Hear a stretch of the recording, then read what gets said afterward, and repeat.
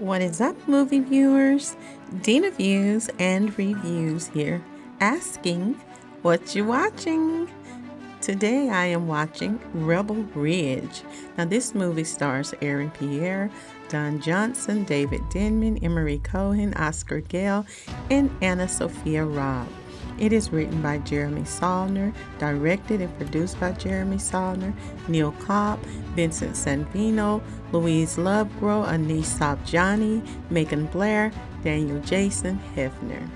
Rebel Ridge is an action, crime, drama, and thriller, and it stars once again Aaron Pierre, and he plays Terry Richmond. Terry is headed to the small town of Shelby Springs with intent to pay the bail for his cousin that has been taken into custody.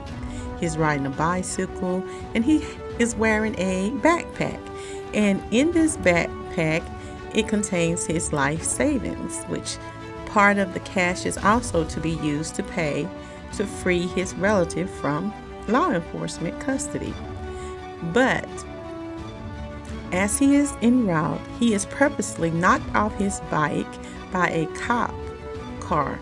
The car is being driven by an extremely corrupt individual. Once he is knocked off this bike, he is treated harsh, rude, and very unkind by the policeman. It is clear that this cop has an ego, and he's ego tripping and misusing his power of authority. In spite of the police's despicable behavior, Terry responds very polite and he is cooperative. He maintains his cool because he has done nothing wrong. He has not violated any law or committed any crime. However, the cop searches his backpack and declares that his cash will be confiscated. Terry explains to him why he has the large sum and what the money will be used for.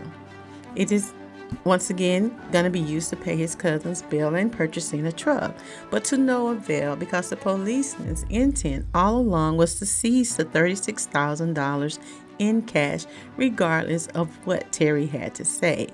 And he made this perfectly clear in so many words, even trying to use civil forfeiture as an excuse for why he was stealing those funds. It is when there is a dispute between law enforcement and property, such as this large sum of cash that he has. It can be said to it's suspected of being involved in a crime.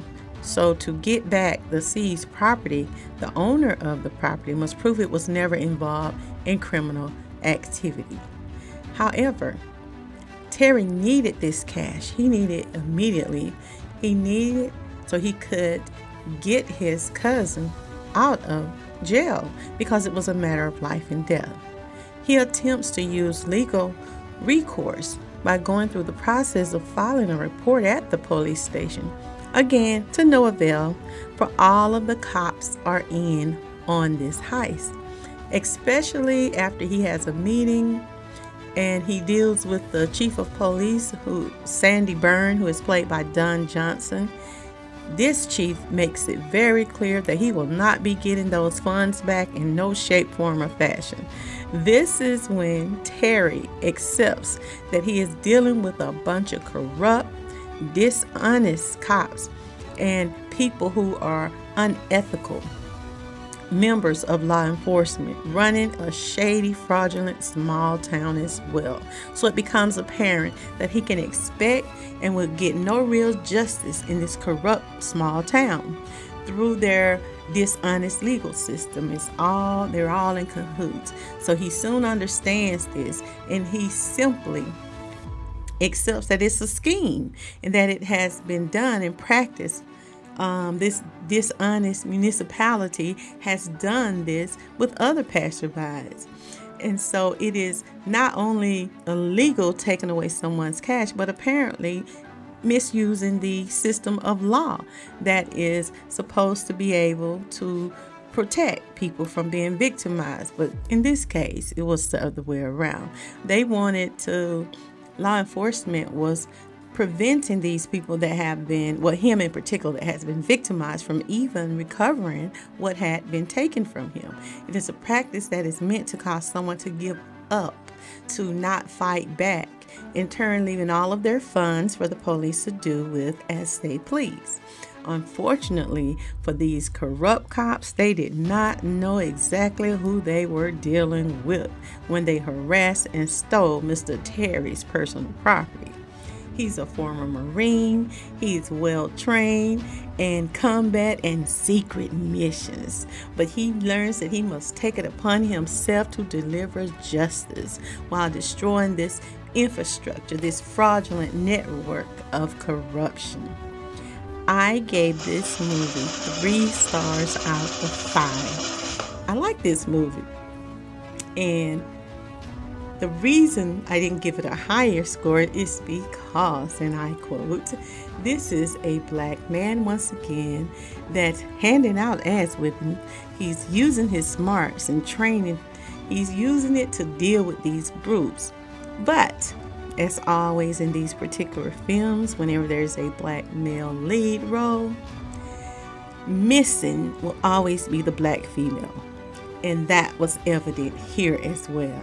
I would like to have seen a group of bros he could have called with his same set of skills to come into the town and have his back and serve as the cavalry and fight head to head with these corrupt backwood cops. But even so, I think it was well directed, and I especially like the fact that Terry had this calm demeanor that was like a decoy that allowed the chief and his bandits to underestimate him, and they didn't know about his special abilities. It was an excursion into the brutal and unjust system of police corruption and a trek into what it feels like to deliver real old-fashioned justice to these crooked, immoral scumbags. It was reminiscent of Rambo and the action films of old, the films that had you on the end of your seat cheering for the main character. This movie was interesting, and I liked the movie. Now, Rebel Ridge is rated TVMA, and if you are interested in checking out this movie, it is currently streaming on Netflix. And if you have not already, be sure to like, share, subscribe, and leave me your comments on what you thought of this movie. And join me weekly for another review or movie recommendation. And I want you to remember, it's my view. Now, what are you watching?